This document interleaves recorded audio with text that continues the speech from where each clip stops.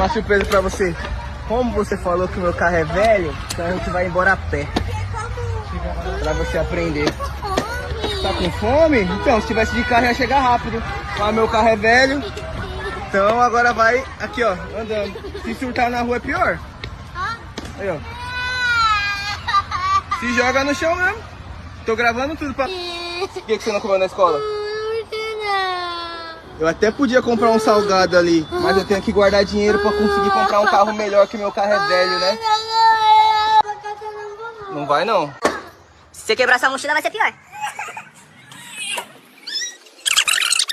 Falta pouco, estamos chegando no fim.